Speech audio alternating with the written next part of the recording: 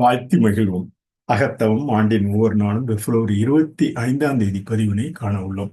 25 பதிவில் முதலில் தமிழ் மொழியில் அவர் கூறிய அந்த புக் ஆஃப் மெடிடேஷன் என்ற அந்த நூலில் கூறியதை நாம் தமிழ் மொழியில் கூற வேண்டும் என்றால், இணக்கம் என்று ஒரு சொல்லில் அந்த நாளை குறிப்பிடலாம். உள்ளார்ந்த இணக்கம் என்பது தெய்வீக சக்தி.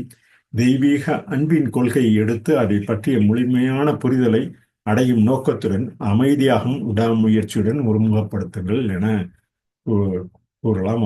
கூறிய ஆங்கில பதிவின் உள்ளக காலகத்து ஆக்கமுடையவை ஆற்றல் இலக்கு வரை தங்க வேண்டாம், ஓய்வெடுக்கவும் வேண்டாம் என அவர் கூறிய அந்த உள்ளார்ந்த இணக்கம் என்பது நமது இணக்கமாக தெய்வீக சக்தி அடையும் பொருட்டு நாம் நாள்தோறும் பயணிக்கலாம், வாழ்நாளை பயணிக்கலாம் என கூறி அவர் பதித்த ஆங்கில பதிவினை காண்போம்.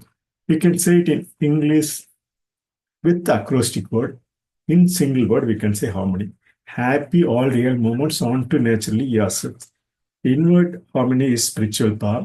Take the principle of divine love and quietly and diligently meditate upon it with the object of arriving at a thorough understanding of it.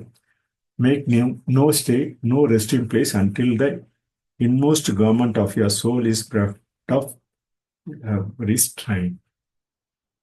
மொழியில் தமிழ் மொழியில் இணக்கம் என கூறி அவர் பதித்த ஆங்கில பதிவாகிய புக் ஆஃப் மெடிடேஷன் என்ற நூலை இன்று நிறைவு செய்யும். இந்த நூல் நாம் நாள்தோறும் கடைபிடிக்க வேண்டிய ஒரு அடிப்படை தன் முன்னேற்ற கருத்துக்கள் அடங்கிய ஒரு தொகுப்பாகும்.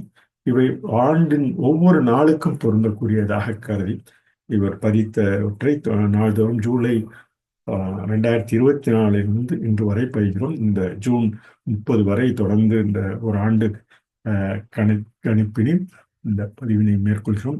நாள்தோறும் இதை பார்த்து அறிந்து நமது நாளினை ஒவ்வொரு நாளும் சிறப்பாக ஆக்கிக்கொள்வோம், நமது அகத்தவத்தின் சிறப்பாக ஆக்கிக்கொள்வோம் என கூறி பதித்த இந்த பிப்ரவரி 25 பதிவினை நிறைவு செய்கிறோம். நன்றி, வணக்கம்.